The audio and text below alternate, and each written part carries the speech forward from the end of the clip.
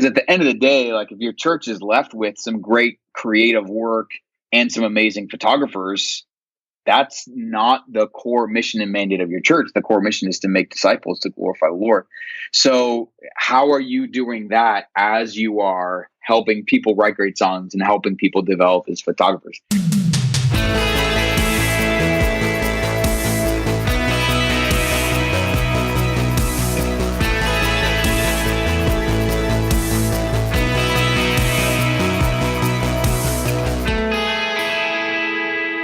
Hello, and welcome back to another episode of the Worship Ministry Training Podcast. My name is Alex Infiegin, your host. Thank you so much for tuning in to listen and learn and hopefully be encouraged as a worship leader. I wanted to let you know, if you didn't know, that we also have a website along with this podcast that has a bunch of free resources for worship leaders. So if you haven't been there yet, you can check it out at worshipministrytraining.com. And specifically, we have a free resources page that has a free ebook about building great song sets. There's a capo cheat sheet. There's a Nashville numbers cheat sheet. There's a bunch of free chord charts. And there's an audition template packet that you can download and change to fit your own church's needs. So check all that out at worshipministrytraining.com/resources. Today we're going to be talking about forming and leading creative teams who actually get things done. Just imagine it's 4 months before Easter and your pastor comes to you and he says, I want to do a special creative piece for Easter this year that includes an original song, a corresponding original video, some graphic art, and some cool lighting. How would you, in your current role at your current church, how would you begin pulling all the pieces together to pull this off? Like, how would you rally your team around that idea? How would you dream it up together creatively? And then how would you delegate tasks and put legs to it? Do you even have the people right now at your church who could do that? So this episode is full of wisdom from Chris Vachet, who is a pastor at C4 Church in Canada. And he has just built some incredible creative teams up there in the snowy country. And we talk a lot about building creative teams. We talk about defining creative clarity around goals and setting up meetings and checkpoints to get your teams to actually put legs to the idea and accomplish them. So looking forward to sharing this episode with you. But before we do, I want to tell you about our recommended product this month, Planning Center, which we've talked about a lot. But we use Planning Center at my church to schedule all of our volunteers in the creative arts department. So from the musicians to the lighting people, audio people, stage crew, video team, everyone gets scheduled on Planning Center. And the cool thing is when someone cancels on Planning Center, you get notified immediately on your smartphone and your email, and then it'll even recommend replacements based on the people's availability. So it's definitely worth seeing if it'd be a benefit to your church. You can check it out totally free for 30 days, and then plans start at just $14 a month. So check it out by going to planning.center or clicking the links in the show notes. Okay, let's jump into our episode today about leading creatives and actually getting things done. Hey everyone, I'm here with my friend Chris Vachet from C4 Church in Canada. Hey Chris, how are you? Hey Alex, good to talk to you, man. Thanks for being on the podcast. All the way from Canada. All the way, man. The internet is a beautiful thing. I can talk to smart people all over the world. So. Thank you, technology. That's right. Great. No, it's great to be with you. Great to be back on your podcast and great to see you this way again. Good to catch up. Totally. So, Chris, you're at C4 Church, amazing church, doing things really, really well when it comes to creativity, like multiple facets of creativity, like video, audio, songwriting, production, all that stuff, graphics, but you guys are killing it up there. And I think, one of the things that we kind of talked about before we hit record is just how worship pastors tend to kind of be handed all the creative stuff that goes on to service flow and stuff. And so I thought it'd be good to have you come talk about developing creative teams, leading creative people, and actually getting things done with, what we would tend to think is like herding cats, you know what I mean? Creatives. So, but before we talk about that, can you maybe just tell us a little bit about your church context so our listeners kind of know where you're coming from and what's going on there? Happy to. Yeah. C4 Church, we are just east of Toronto. It's a region of about 750,000 people. The city of Toronto is about 6 million people. It's a big place, and there's a lot of people here, and a lot of them do not know Jesus. And so our heart from the very beginning has been to reach people who don't know Christ. Our church has been alive and thriving for 30 years. 5 years ago, we really set out, I think, really clearly in knowing who we are and who God's calling us to be and the trajectory that we're on. I've been on staff here for 4.5 years. I started as the worship pastor, became the creative arts pastor, and now I'm in an executive pastor role. I oversee our multi-site philosophy and strategy. We now have 3 locations. We're getting ready next year to launch our 4th. I also oversee what happens in our worship services. So at our original location, we're getting ready to launch 3 services. Our church context, we will be a pretty contemporary expression of worship, pretty modern. We write a lot of our own stuff, but a service would be similar to, what you'd see at Elevation or Hillsong or Harvest Bible Chapel, Vertical Church, that kind of expression. We try to be creative, not to like trick people, but that's just like, that's in our blood. That's who we are. That's kind of our church culture in terms of size, because that always plays into these things. Our congregations, we just crossed this threshold of 3,000 people. And for some people, that's an astronomical number. And for some people, they've got sites at their church of 3,000 people, but that's a reality for us. We're in kind of the 2,000 attendance every week. We have 1 full-time staff member in our worship ministry. So we're not staff heavy. We have a lot of volunteers. And we'll talk about this a little bit, but like learning how to work with artists and creatives and getting them to actually produce great work. But more than that, like to produce the life of Christ in them as disciples and followers of Jesus. That's the heart of everything we do. Yeah, that's awesome. And like you said, 3,000 people is huge to some people. And there are many of our listeners who are working in large churches like that, but there are many of our listeners who are working in literally like 60, 50, 30-person churches. And so the things we're going to be talking about today in terms of creativity and creating creative teams and leading creatives, some of the ways that it's going to look in a large church is going to look very different in a small church, but the principles and the concepts, hopefully, that we talk about will be, you'll be able to kind of mold and apply in any situation. So yeah, exactly. Yeah. I mean, church size doesn't really have relevance on this. Like, people are people and problems are problems. We have locations where there's attendance of 100 people. Before I was here, I was on staff at a church of 600, 800. So yeah, I've been on staff and I've been, in leadership opportunities at all kinds of different sizes. Things are not easier just because we are a bigger church. But yeah, you're right. There are some principles that apply, like regardless of size or, how big or how small your place is. Yeah. So let's talk about creative teams at your church. Tell us about the various teams that you have. What kind of teams are they and how many of them are there? And maybe how many different people in all of them together? How many people? I think, when we would invite people to like a creative team night, I think it's about 140, 150 invitations. And that would be worship teams. So musicians and singers, worship leaders, production teams. So lighting and video and projection. We have songwriting teams. We have a team of songwriters. Maybe we can talk about that because that's been a ton of fun over the last few years. We have photographers that help us with some of that stuff. I think the biggest thing is like, what is a team? And a team is like this unified group of people focused around the same goal. So the team development with all these different kind of artists over the last few years has been a ton of fun. Yeah, so that's a lot of teams and a lot of creativity, and you have to kind of spearhead all of that, which keeps you busy, needless to say. Now, were these teams already there when you came, or is this something that you developed when you arrived? Yeah, we did have worship leaders, and there were people who played as part of worship teams from Sunday to Sunday. But when I came, I wouldn't say we had like a community of worship team members. It was one of the things that I sort of diagnosed and looked to fix and to foster really quickly when I came here. We had people who would show up and play as part of the worship team on Sunday, but there wasn't a real sense of, we're encouraging each other, we're developing each other, we're bringing new people along, we're apprenticing each other, we're championing each other, we're learning together, we're taking new ground together. Yeah, that's been developed together as a team over the last 4 years. Mm-hmm. And like photography team, is that something that you said we need a team of photographers and let's find them? Or yeah, and that was sort of in tandem with our communications director, where we said, some of the things that we want to do with social media or even just telling stories. And this isn't just for what happens in the worship service, but in our kids ministry or in our youth ministry or with our global partners. So yeah, we have some people who just have been given opportunities and trained and then released into taking really great photos that kind of capture the life of what's happening around our church. Mm-hmm. So let's say you come to this church, or let's say someone's listening and they're already at a church and they're like, I wish we had a lighting team and a songwriting team, and I wish we had a photography team to capture, like you said, stuff for social media.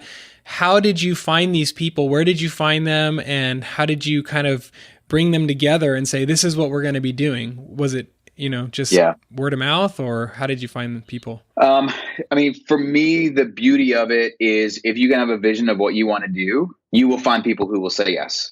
So in particular with our songwriting ministry, our leadership before I came here, there was this vision that we would be a church that would be known as a place where people write songs out of the stories of what God's doing here, so our own church could sing and celebrate God in that way. And so when I came, I shared that vision and I was on board with it 100%. And so we started developing, like, what could this look like? Well, I can see the day where we're recording and releasing albums of original worship songs. I can see the day when we have a team that goes and leads worship for conferences. I can see the day when we have people who the way that they serve in our church is by writing songs and giving them to our congregation. Right. And so you have these conversations where you start to cast vision. And then what you find is there are people who step up and say yes to that. Then becomes the team development process of, are you the right people? Are you, do you have the right skill set? But I think it starts with vision. So I am a solo worship leader of my church, and I want to build a team of worship leaders. Okay, how are you going to build the vision for that and start to communicate it to people, whether it's your senior pastor or some other musicians on your team, and start to say, hey, I can see the day where at this church, I'm the primary worship leader, but I'm going to lead 2 Sundays a month. And we're going to have 2 other people who each lead 1 Sunday a month. I wonder what that would look like. How would I train other people and give them opportunities and help them to do that?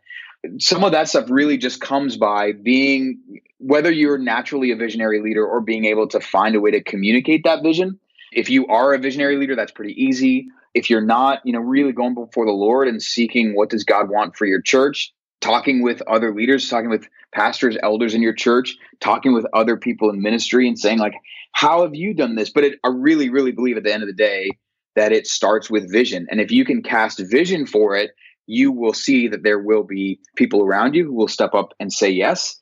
Because if the vision for your place, if the vision's from the Lord, God is very, very good. And God is very, very generous. And God is not going to give you vision for something and then not provide a way for that vision to be fulfilled. If he gives you a vision for songwriting team, for a worship leading team, for a photography team, the good news is over time, God is going to provide what's needed. You have the responsibility as a leader to steward that. And to help develop people into it. But I think at the end of the day, it starts with vision. Yeah. Without vision, the people perish. And then, like you said, it's not just having the vision, but communicating the vision. So the more clearly you can communicate that to people, and then you'll start to see people come out of the woodwork. Now, on a practical level, how did people come out of the woodwork? Did you put announcements in the bulletin? Where did you find these people? Like, you're not just sitting in your room talking to 2 people and then 80 people come out of the woodwork. So what happens? So the first big move we made was we started auditions for our worship teams. So we had, like I said, there were some people who served regularly as part of the worship team on Sunday, but there wasn't really this, we are a team together. And even thinking the worship volunteers and the production volunteers, working together on a Sunday as a team, that wasn't really present.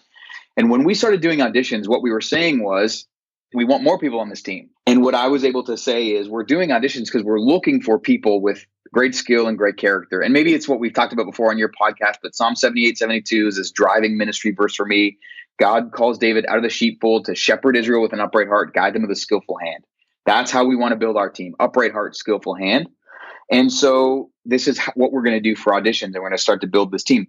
In the beginning, we were a church where, yes, some of those things could be announced from the front. One of the things that happens with churches, as you get larger, it's harder to make announcements like that. You got to find the right places with it. Social media becomes really easy. Charging people, invite your friends, tell them about it. The auditions were the first big one. The next big one we did was about a year into my time here. We started saying, okay, it feels like we've got a team. We've done some auditions. We've done some training. We feel like we've got a team. And then we started doing what we call Creative Community Night.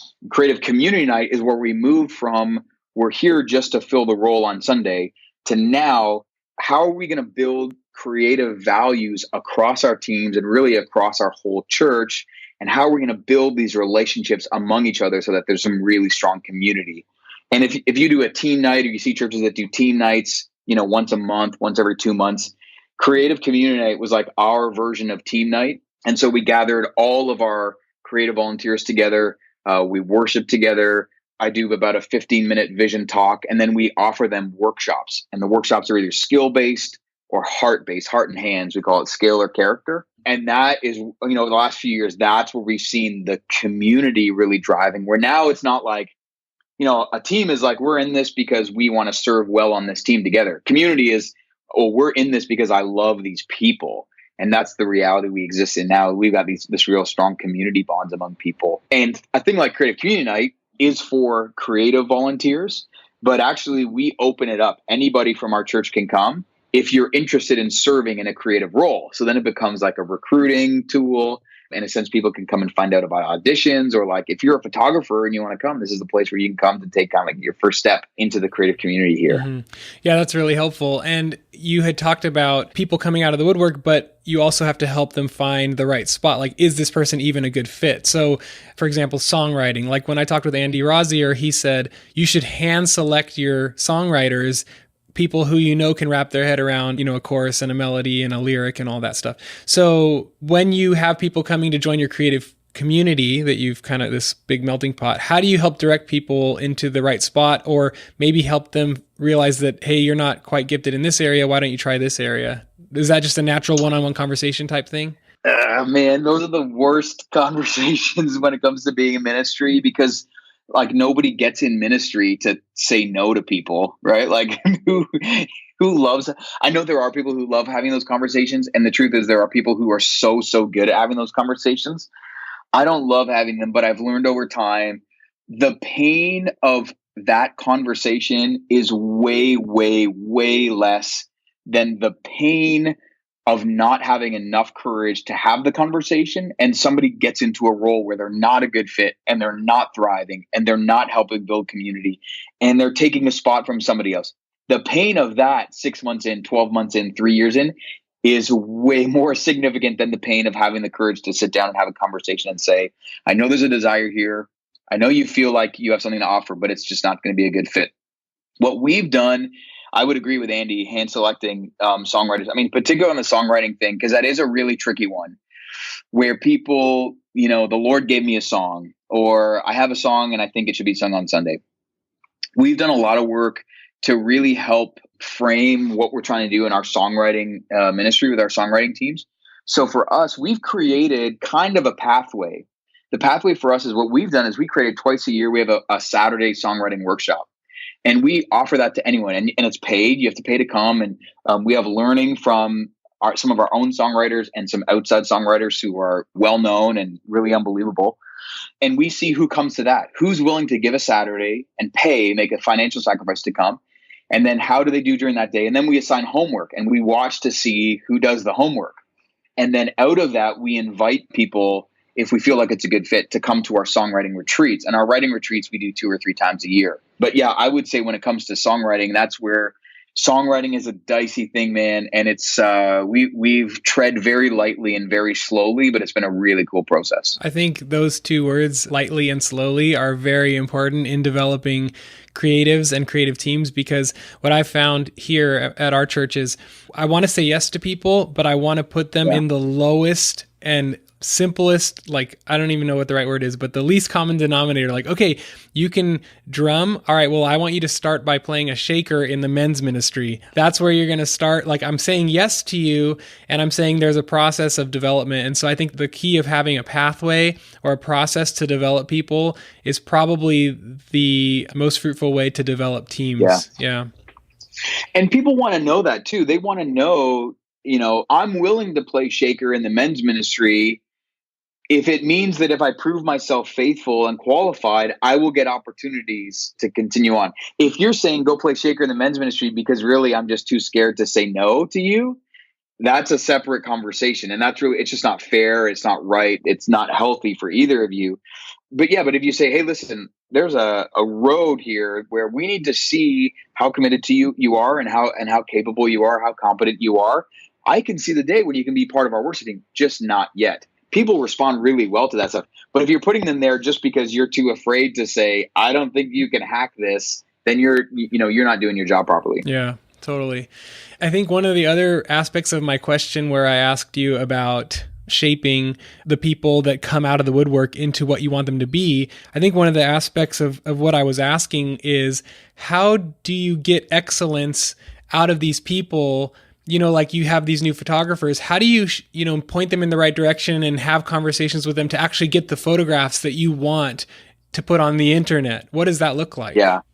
I try to do this very intentionally in the sense that I have a vision and a dream of what I'd like to see happen, but I don't necessarily know every step on how we're going to get there. I don't know how to work a camera. I'm a decent songwriter. I'm not a great songwriter. I'm a pretty good co-writer. I can't drum. I'm a keys player. I'm an acoustic guitar player. I don't know how to work a soundboard. So you've got to figure out what level of technical knowledge do you have, and that's important. But what's more important is to say, we want to end up with photos that look like this, that tell this story. So one thing we did, this is a few years ago, we actually created like a lookbook for our photographers. And we went online and we found some photos that said, do this, do this, do this. And we found photos that we did not want. Don't do this, don't do this, don't do this. And it's not because that was right and this was wrong, or that was good and this was bad. It was just what we wanted. And photographers are visual people. So if we put something in front of them that was visual, go for this, not for that. Oh, great. Now I know what you're expecting. I think a lot of times with artists, one of the frustrations that happens, especially if you don't have a creative leader, if you're in a smaller church or a church where you've got a senior pastor leading the worship teams, there isn't a real clear level of expectation. And sometimes leaders are afraid to give artists expectations because they're free spirits and we can't box them in. And actually, that's not true at all. Artists thrive when there are really clear expectations and limitations because they're creative. They're really good at coming up with good solutions within limitations. So give them clear expectations, give them what you're going for, and you'll find that people will want to do it. So the photography example is one, but that can get into if you are a singer who's a worship leader and you need some electric guitar players, you don't play electric guitar, send them some audio, some examples of some songs like, this is the sound that we're going for. Can you do this? This is not the sound we're going for. Can you do this? Rather than trying to, so just again, like hold up the vision before them and let them see it. That's really helpful and practical, and you can apply that to any discipline. So these are the types of songs we want to write. Listen to these. This is the type of live stream video work we want to have. So watch 100 episodes of this. This is what we don't want to do. And I like that you give them the positive and the negative. So with that whole concept of you're giving this creative vision for what you want, does that all come from you? Are you the one who decides, I want the photos to be this type of photography, I want the lighting to be this type of lighting? As the creative arts pastor, do you get to dictate to I guess dictate's the wrong word, but cast vision to all the departments of this is what I want it to look like and feel like and be like? So, I think this is going to play out differently based on your own personality as a leader. And I think there is something about the personality of your church and maybe even geographic. So like in Canada, we're a socialist country. Everything is about democracy and we're all in this together. And we do not do well with being told what to do. So if I, as a leader, came in and said, hey, welcome to C4. You're going to do this. We're going to do that. This is where we're going. It just wouldn't go well. People get their back up. They stop listening to you. They think you're a know-it-all. And so, this works really well. This is of my own personality, being a good Canadian. So what I try to do is bring the right people around the table, and we're going to build consensus, and we're going to decide together the direction. Now, obviously, I'm going to lead and influence that conversation, but it doesn't really benefit me to be kind of a solo decision maker. There are places and there are personalities where you do need to be that. So there are places in the world, and maybe California is one of those places, but places where people are quite happy to follow the clear decision of the leader. If that's the case, go for it. Make the decision, be clear, set the expectations. There are times, even in a sort of a more consensus-based model that we have, there are times where, yes, I have to make a decision.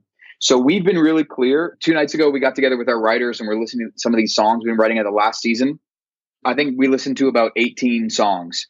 We can't give 18 songs to our band for them to introduce on Sundays over the next little while. It's too many songs. We have to decide what are the 2, 3, 4 songs that are going to move forward to the next stage. Ultimately, in the way we built it out, I decide that. Now, I don't decide that on my own. I ask for input. I hear from people. I try to read the room and get a sense of, are we all on board together? And then as I decide, really, I'm deciding the decision of the group. But that responsibility is on me at the end of the day. So I think you got to weigh those two, keep them in tension. You got to know your congregation. You got to know your own leadership style. There isn't one right answer, but if you are in a place that is more consensus driven and you go in as a solo deciding leader, you're going to last a couple of years and then people are just going to stop listening to you. At the same time, if you're trying to build consensus and what people really want is just tell us what to do, you're never going to get anything done unless you step up a little bit and say, this is what we're going to do. Yeah. And people will respond to that and they'll follow it. I'm learning that because I would rather just say, well, I like this and you should do it the way that I like, but it doesn't really work very well. I'm learning. So darn it. That's much easier. But I think more fruit comes out of groupthink as well. So let's jump a couple questions here. I want to ask you how you get your various departments working together. So I kind of want to ask a couple questions. One of them is like, man, who are you meeting with and when and how? Like if you have all these different creative departments, what does your schedule look like to make sure everyone's moving together? But also, how do you get them to work together in a general sense? Yeah, I wish I could say, oh, it's really clean and it's perfect and we've got it all figured out. So I mentioned our communication director, and the way in our structure, some of the creative volunteers like photography and video is actually related more to communication than to worship, but we're very integrated. We work together a lot on projects. So one example might be our last album that we did called What is a Mountain. When it came out, that was driven by songwriters, but also involved worship teams, graphic designers, photographers, and video. And so the way it works for us is as far away from launch date as possible. Like as soon as I know we're going to release an album, I want to bring the stakeholders around the table, not to make decisions, but just to talk and dream and let's get ideas on the table. What I find a lot of times, what happens with creative leaders is you go so far down the path in your own mind. You've got this thing so visioned out and so clarified that when you bring in the graphic designer or the photographer, you're not actually really able to express clearly the vision in your mind, or at least how you got there. And then you get into fights and what about this and what about that and why don't I do it this way? And then you feel defeated and you might not get your way and then you feel bad about yourself and all that stuff.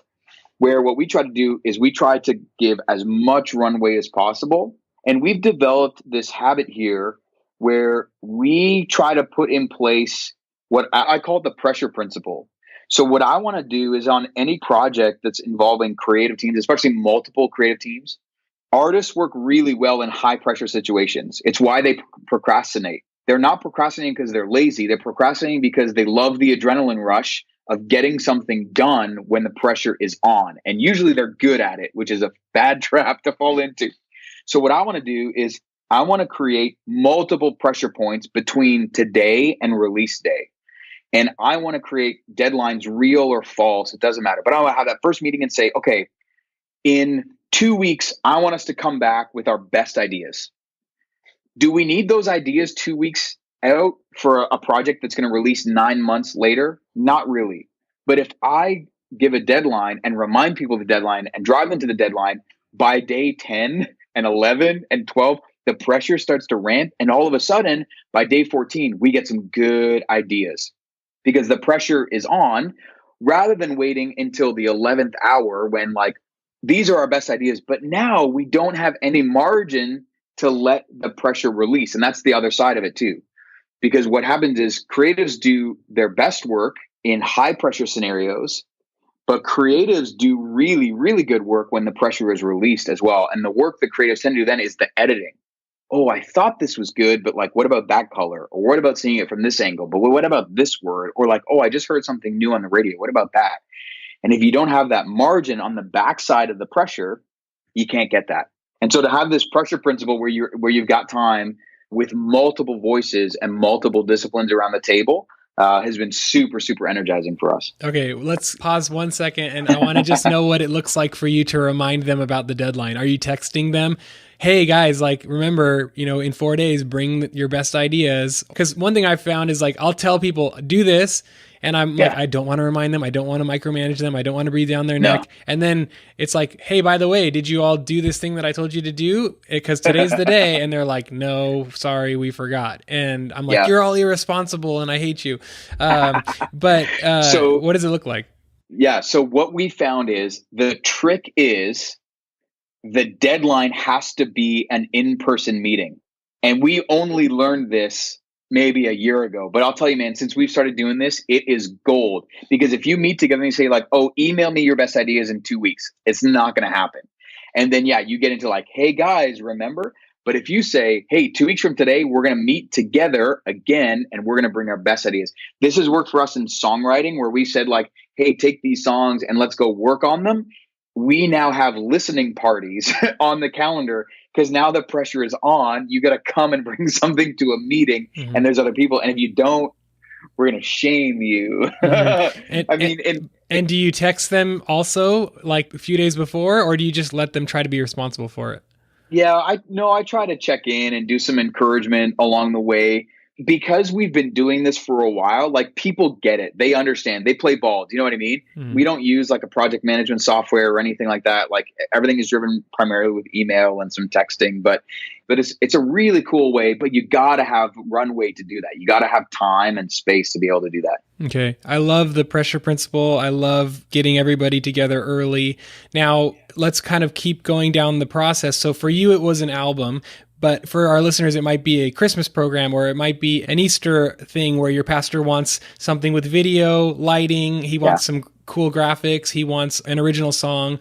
So you sit everyone around the table, you do these pressure points along the way, and then you're just You're just making sure everyone sits around the table every couple of weeks and delegate responsibilities until things come to fruition. Is that kind of what the process looks like to make your teams work together? Yeah, for big stuff, for big projects where I know, okay, we really got to be on our game for this. What I want to do is from the beginning, I want to develop a project plan. So I'll put all of those meetings on a calendar, because the worst thing is like, oh, we're a month out and nobody knows what's going on. Now can we get a meeting? Well, forget it. There's business trips and there's family stuff and I'm sick, and that you get those dates on calendar early out. So you've got those checkpoints. That would be number one for sure. The second thing would be, and again, sometimes this is tough for creative leaders because either you don't do this enough or you do it too much. Somebody has to be in charge.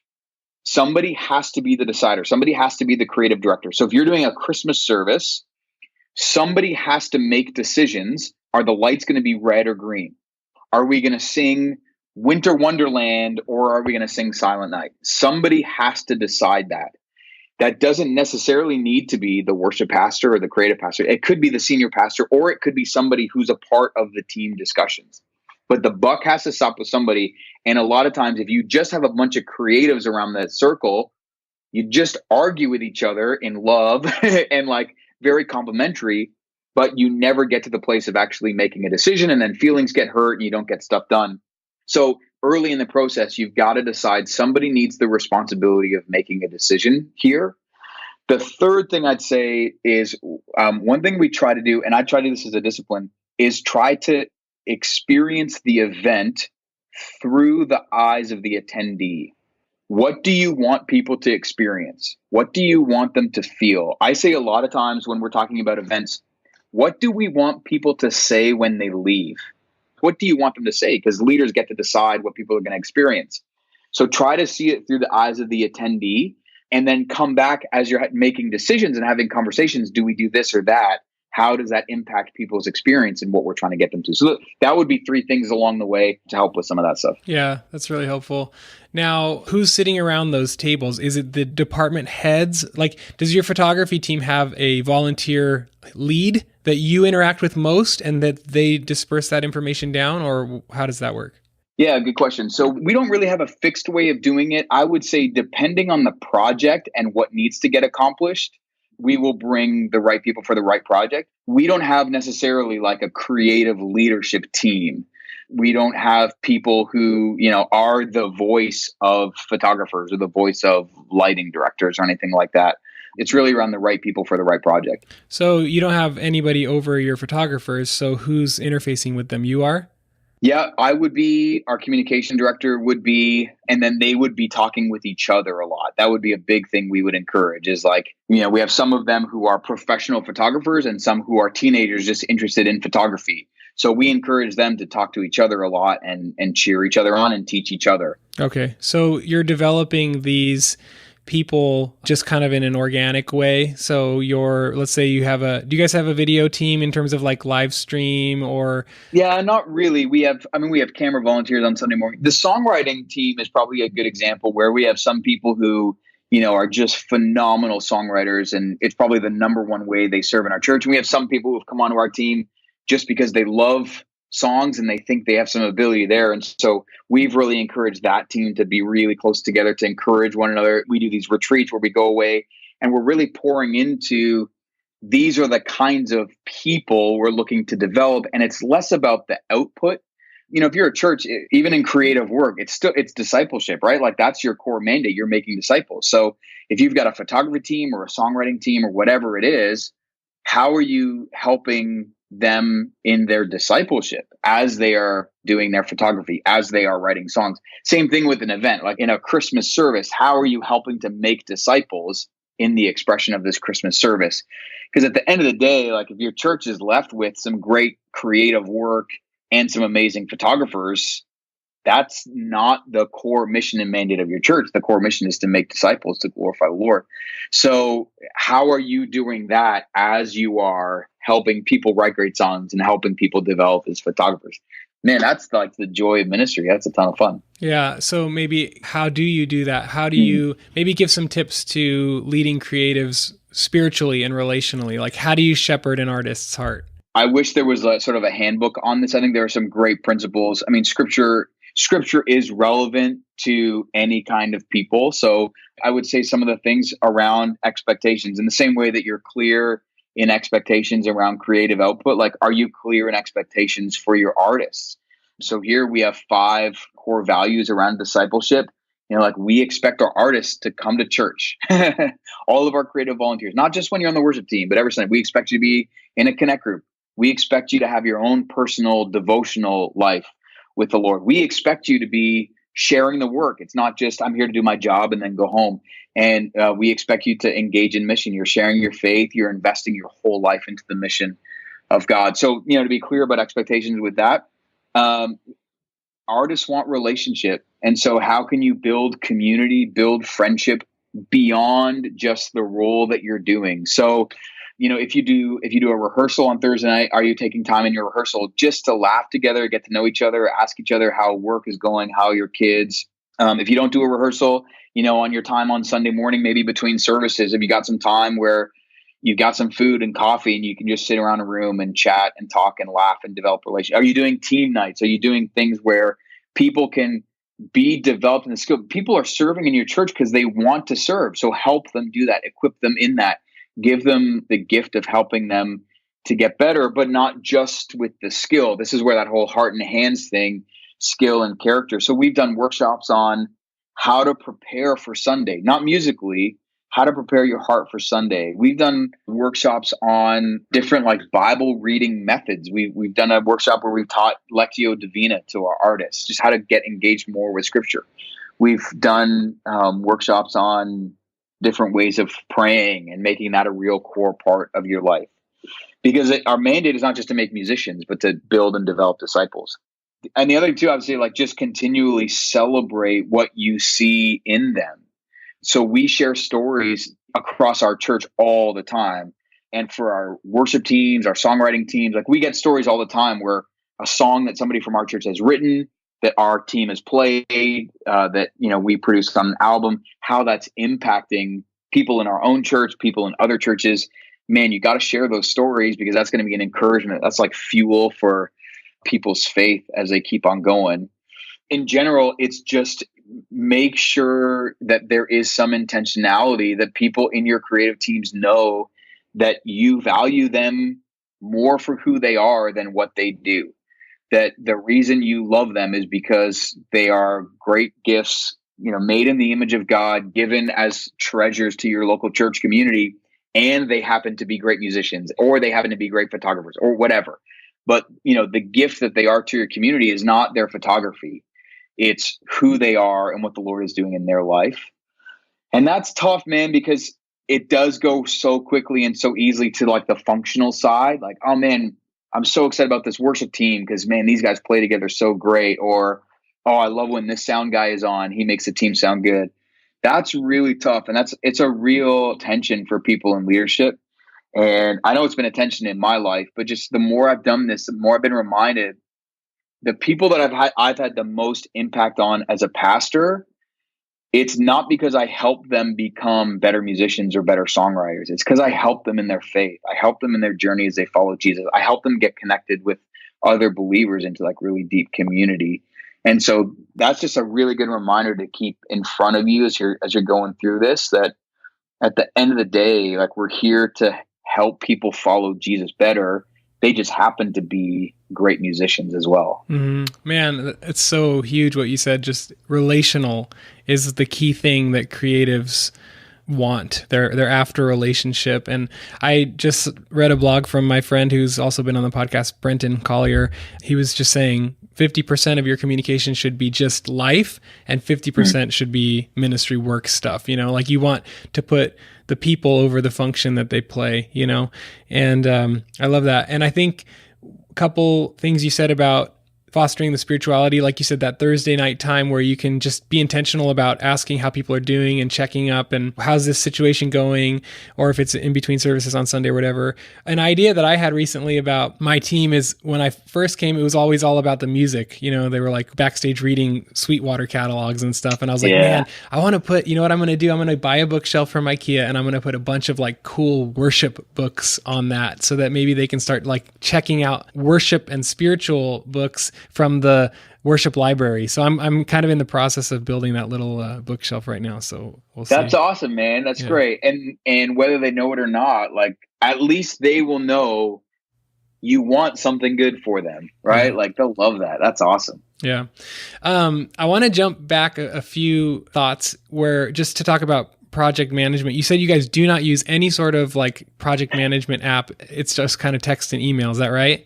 Oh, project management stuff is the worst, man. Like, I don't know. It seems like everyone out there, whichever one you use, it does something well and then it doesn't. Yeah. And all of the big name ones out there we've used, and in different seasons they worked, but all of them, they start with a different starting point. And we've just never found one that from beginning to end works. But I've just found over time, email, calendar, conversations, and I carry a notebook with me everywhere. That really is a system unto itself. If you're in a place where your organization is big enough that you do have a central project, you're going to make it work and you're going to live inside that.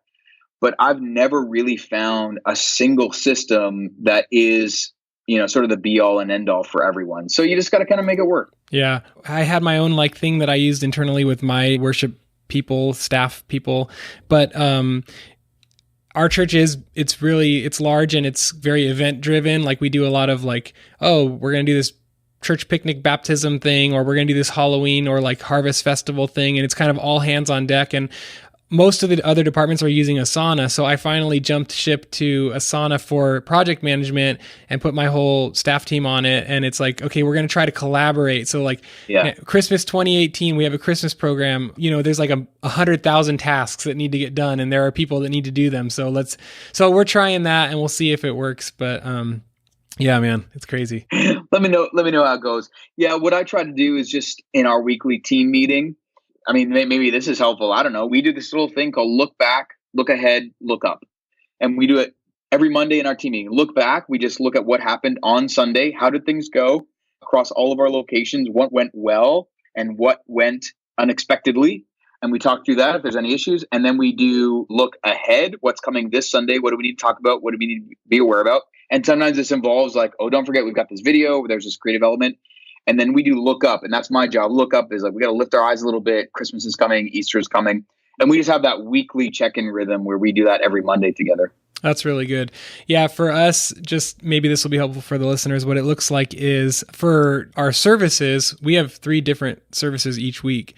And so on Wednesday afternoon, I pull up Planning Center and I sit with the video team and the audio guy. And I say, okay, like, let's look at the services. Is there anything unusual coming up on the services? Are there any strange videos that I don't know about? Are there any baby dedications or whatever? And we talk through just like weekly service stuff. And that's just a checkpoint. It takes 5 minutes and we're at least ahead of the ball. Nothing's going to catch us by surprise. And then for like bigger events and projects, usually someone upstairs, in the administrative or executive staff will call like a large scale meeting and like all the department heads sit around a table. We talk about it, we brainstorm, and then we assign roles and stuff like that. So maybe that'll be kind of helpful for people to hear how we do it here. So, great. Any final words or things that you feel like we didn't cover in terms of leading creatives and keeping creative teams working together? Yeah, I mean, my encouragement will be, unfortunately, you see so many worship leaders, creative leaders just not finish well. And, whether that's burnout or you sort of give up or, worse than that. And there are lots of reasons for those, but I would just give a real encouragement. If you're a creative leader, if you're a leader over worship teams or creative teams, sometimes we see the world through the lens of that's not fair. Why don't I get to do it this way? Or I've got good ideas. Why does everyone say no? And I've really found as a leader and a leader over creatives, to build a relationship with not only those that I'm leading, but those who are leading me. So whether that's your senior pastor or maybe you report to an executive pastor or some other people, but open yourself to the possibility that like, just because you've got the idea doesn't mean it's the best idea or the greatest idea. You have value to play. There's no doubt. The church needs creative leaders probably more than ever. Our culture eats, sleeps, and breathes content, and content comes from creative development. And the church is no different. People in the church are the same as people outside the church. We are a content saturated society. And so the church needs to present content in a way that speaks the gospel really relevantly and very truthfully to our culture. And so you've got a very, very important and really sacred role to play. And my encouragement to you, just, if you're a leader, you're listening and you're hearing some of this stuff and thinking like, oh, I wish I got to do that, or I wish they would take my ideas for songwriting stuff. It's not always the fault of your senior pastor and why you don't get to do that. And so open yourself up to the idea and the possibility that God has called you for something very significant in tandem with the people around you, and resist the temptation to blame and to just cast negative emotions onto everyone around you. And don't let that win. You have real significant value to offer. The church needs you. Your church needs you. My church needs you. The church around the world needs you. And we're losing too many good ones to this disease of pride and rejection. So just a last encouragement to you to not let that win. Amen. Chris, you have an awesome blog for creatives. What is your website? Where can people find you? Yeah, head to chrisvache.com. You can probably link that in the show notes. Mm-hmm. And there's some, my blog's there. I've been writing that blog for 10 years and lots of content. There's a little store where you can download some resources. We talk all about how I do our whole audition process, as well as some songwriting stuff. And then just as like a thing that I've done for worship teams, if you go to worshipteambiblestudy.com, there's a free 52-week worship team Bible devotional. And that just hits your inbox every Tuesday. And it's a Bible study, a reflection, some questions, and a prayer. And it's sort of set it and forget it kind of thing. Use it as a starting point for you to have a year's worth of Bible study content for your worship team. Yeah, it's super, super cool. So definitely check that out. And then I love your little list of apps for worship leaders. So if you guys are interested in what apps are helpful as a worship leader, check out his app list also at his website. And that's Chris Vacher, which is VACHER.com. It's French. Français. French. All right, man. Thank you so much for blessing our listeners. And we'll be in touch again, I'm sure. Thanks, Alex. Really appreciate the invitation, man. Thanks for the chat. Just want to encourage you what Chris said. The church needs more creative people. It needs more creative content. And we should be putting out the most beautiful, excellent artwork that the world has ever seen. So let's build some creative teams and do great things for the kingdom of God. Like I said at the beginning of the podcast, be sure to check out worshipministrytraining.com for our free resources, and also check out planning.center to see if Planning Center would be a huge help to you as you schedule your creative teams. All right, that's it for this episode. I will see you guys next month for another helpful episode. God bless you.